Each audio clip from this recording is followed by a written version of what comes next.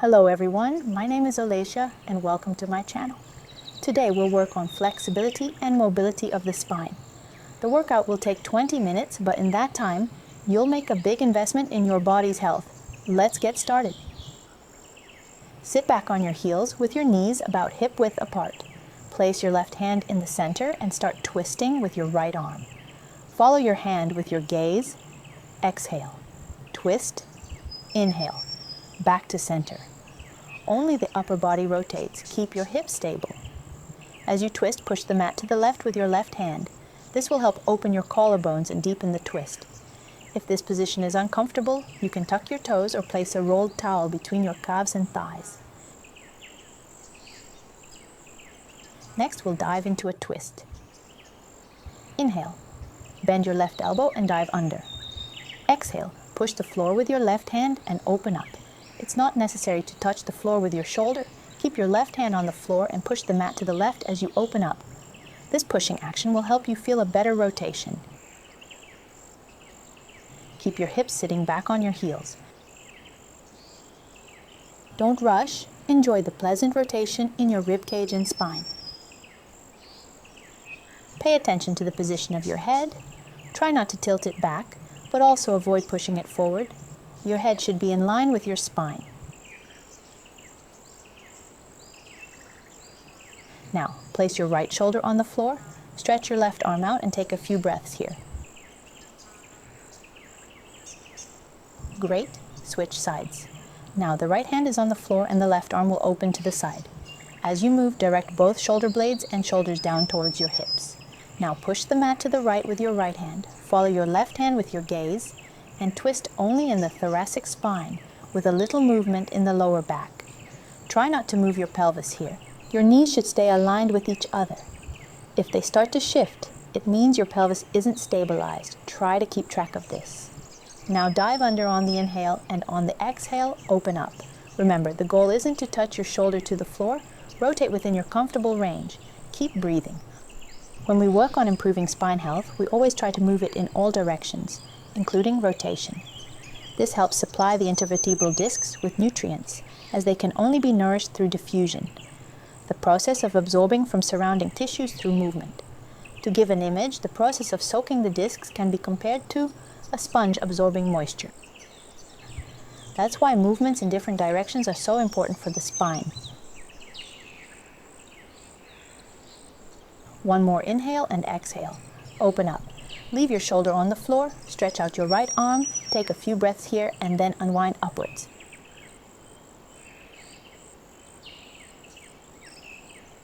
Come onto all fours, knees directly under your hips, hands under your shoulders. Let's do an angry cat.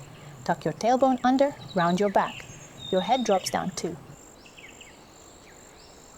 Then arch your back, reaching your chest forward and upward. As you arch, think more about opening the thoracic spine rather than the lower back.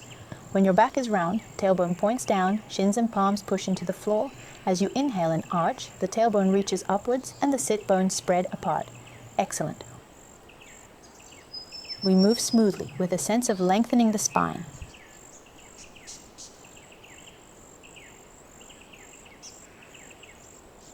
One more time, the tailbone initiates the rounding of the spine. Stay with a rounded back, breathe a little here, and then return to a neutral position. Step your right foot forward, creating a 90-degree angle at your knee. Left knee stays under your hip. Start making circular movements without fully straightening your right knee. Both sit bones reach back, especially when your hips move back. Keep your spine straight. If you feel any discomfort or clicking in the joint, try reducing the range of motion or skip this movement.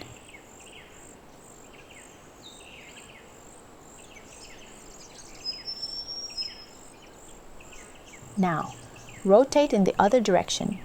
Keep your right foot on the floor. Here, we're not trying to fully straighten the leg in front. Keep the knee slightly bent to maintain the connection between the foot and the pelvis. Try to maintain smoothness in your movement, especially if you feel any instability in the joint. I'll turn around so you can see better.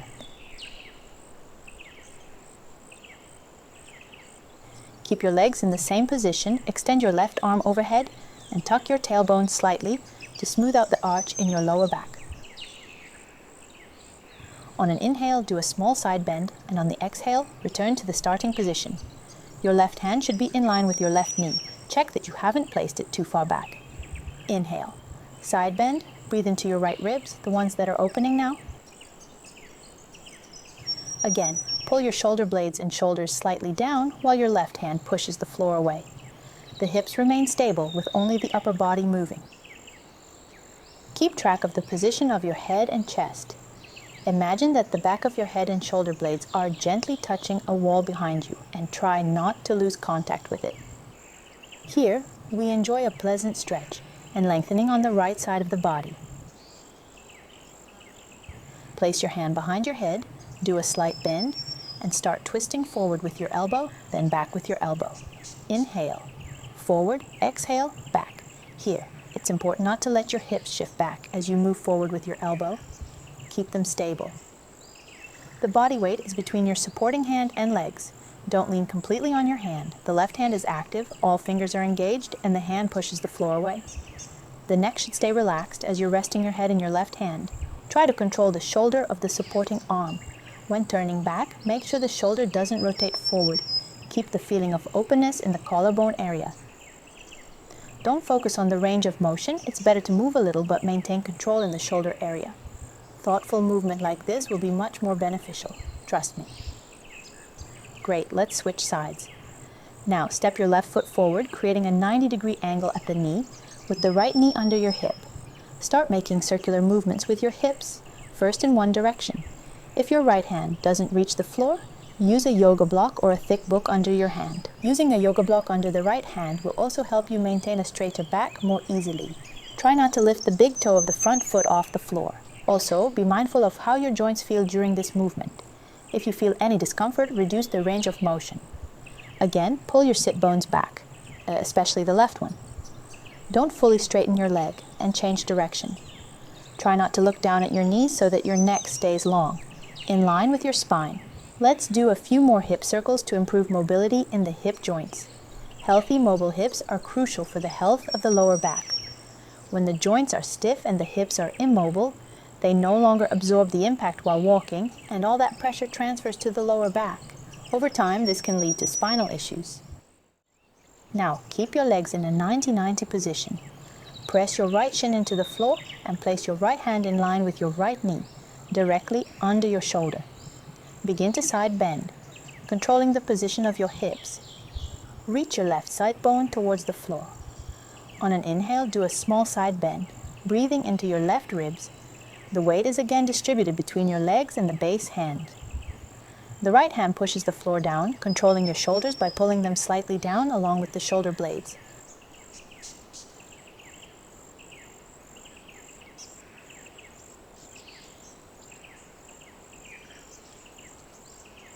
One more time, and we place our hand behind our head and twist forward with the elbow and then backward. Here, be careful not to press your hand against the back of your head. Instead, let the back of your head press gently against your hand so as not to strain your neck muscles. Keep an eye on your right shoulder as you twist back, ensuring it doesn't roll forward. Pull your right shoulder blade down for better stability. The fingers on your right hand should be active, pushing the floor down. Exhale, back, inhale, twist forward. You can also use a yoga block under the supporting hand for a more comfortable position. Especially if you feel any tightness in your right side, be sure to place a stable elevation under your right hand.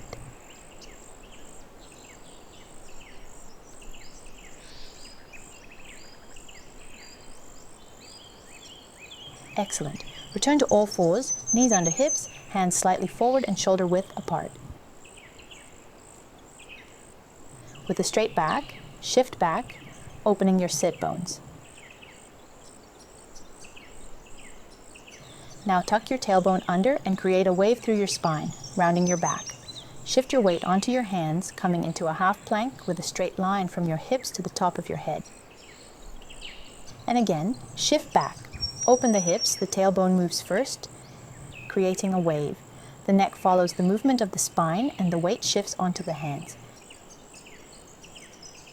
Here, to avoid collapsing your lower back, direct your tailbone more towards the floor and engage your abdominal muscles. And again, shift back. Open the tailbone, then direct the tailbone down, rounding the back and pushing the floor with your shins. Come into a half plank. Try not to collapse between the shoulder blades when in the half plank. To prevent this, press the mat outward with your hands as if you're trying to tear it apart. During the spine rounding, try to round your spine segment by segment, paying special attention to the lower back. This is the area where spinal flexion is often missed. I highly recommend slowing down in this area and performing the movement more thoughtfully, directing each lumbar vertebra towards the ceiling. The neck follows the movement of the spine. It flexes and extends. However, we aim not to exaggerate the movement in the neck. This means that during rounding, the chin does not touch the chest, and during extension, the head does not tip too far back. Now, bend your elbows and lower yourself onto your stomach. Here, we need to find support in the pelvis and lower ribs. Feel your pubic bone and lower ribs pressing into the floor. Reach forward with the crown of your head. Hands are in a diamond shape, index fingers and thumbs touching.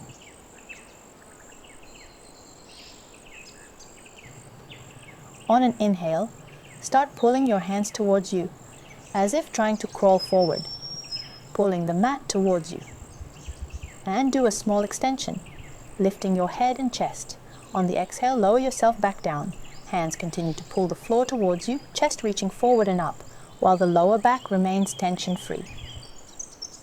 As you lift, the pelvis feels heavier against the floor, but this isn't a glute squeeze, just a feeling of support from the pelvic bones in front. We're now extending only the upper thoracic spine, not lifting too high.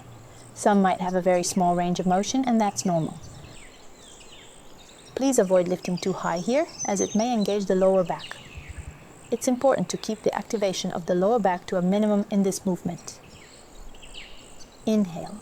Our gaze slides along the floor, forward and slightly upward, while the rib cage moves forward and up, helping us extend. Exhale. We lower back down. You can stay in the lifted position or rest your forehead on the floor. Start reaching back with your right leg and slightly lift it.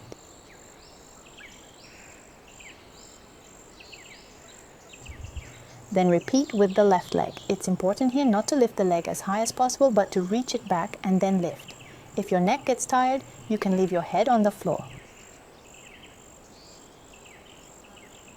Exhale, lift, inhale, lower. Keep your knees straight, stay in a slight extension with your head off the floor. Make sure your knees don't rotate outward while lifting the leg. Continue to direct your tailbone toward your heels, maintaining a soft engagement in the lower abdominals.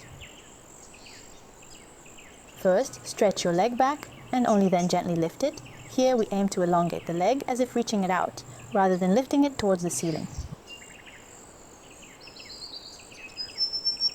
Reach your straight arms back, palms facing up.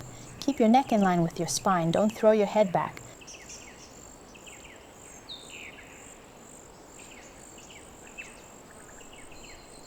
Lift both legs and start quickly fluttering them without bending your knees.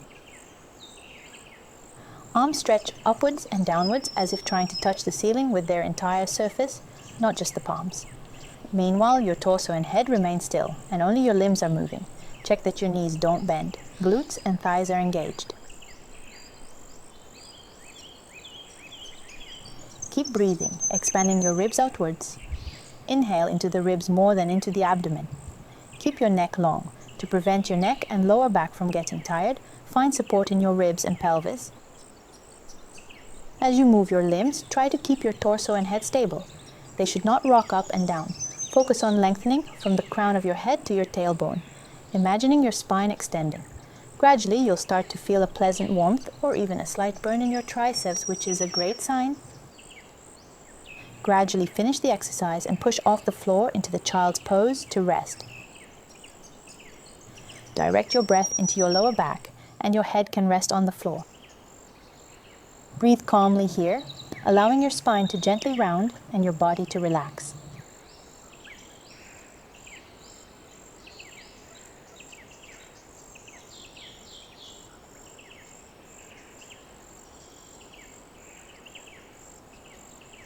Lie back on your stomach, finding support in your pubic bone and ribs.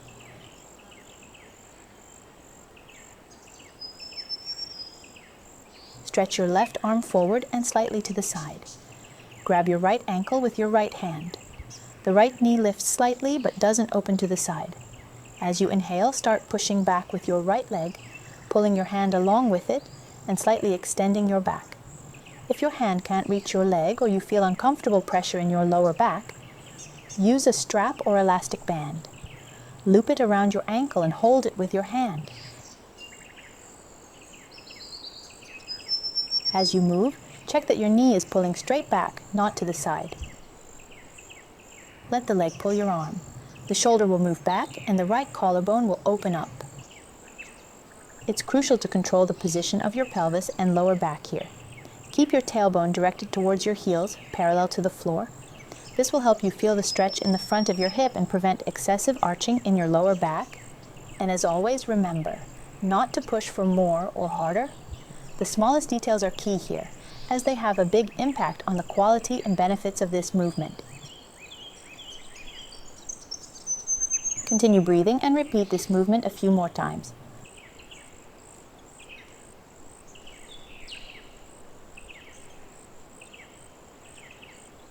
Repeat the same on the other side. The goal here isn't to lift the thigh very high off the floor, but to move within your comfortable range, paying special attention to your lower back. Avoid strong compression and use a strap if needed.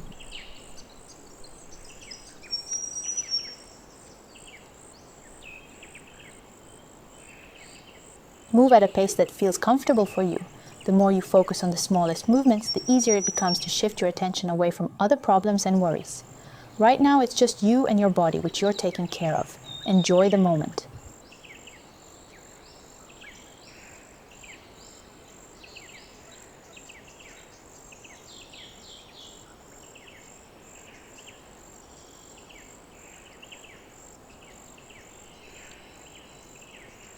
Take a moment to rest. Now grab both legs with your hands and both legs start pulling you back, creating an extension. The collarbones open, the chest reaches forward and up, and the knees remain parallel. The movement is initiated by the legs pulling you back. The tailbone slightly pulls back towards the knees.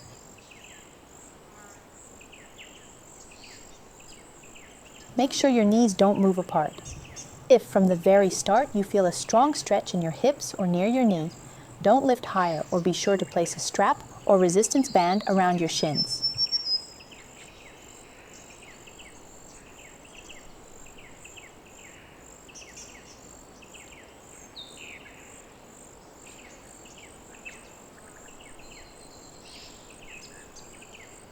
Release the legs, push off the floor, and rest in the child's pose.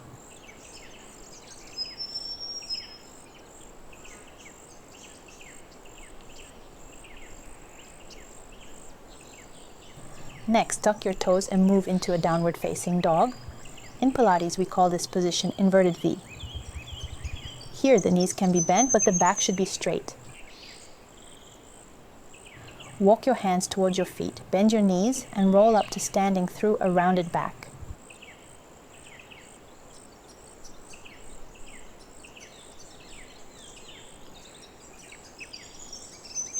Feet hip-width apart, tailbone directed towards the floor, soft knees, don't lock them back. Slowly roll forward and down, letting your arms relax. The upper back rounds while the tailbone continues to point towards the floor. Hold your pelvis in this position as long as possible. While you're in this position, feel the stretch and lengthening in your lower back.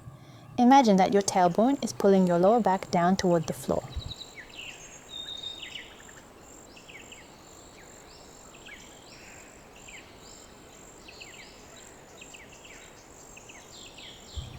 When you feel a stretch in your lower back, you can let your pelvis tilt forward and move down. The weight shifts onto the balls of your feet. Don't let your hips move back. If you feel too much tension in your lower back, bend your knees. Then press your feet into the floor, direct your tailbone down, and roll yourself back up, vertebra by vertebra, into a standing position.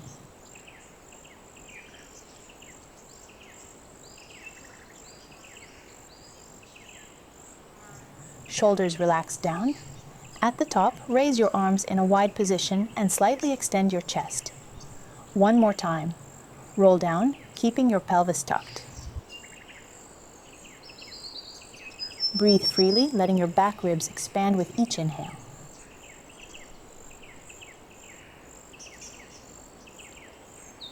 The back curves forward in a gentle arc here, not by folding the belly toward the thighs. We're lengthening the lower back and stretching the spine in a smooth, arched motion. Let your head hang down gently, allowing your neck to relax. Push the floor with your feet and slowly roll back up. We bring the spine back to a vertical position, starting with the pelvis, followed by the lower back, then the thoracic spine, and finally the neck and head. Each part of the spine comes into place one after the other. That's it for today. If you have any questions about the technique of the exercises, that's great. Feel free to ask them in the comments. See you next time.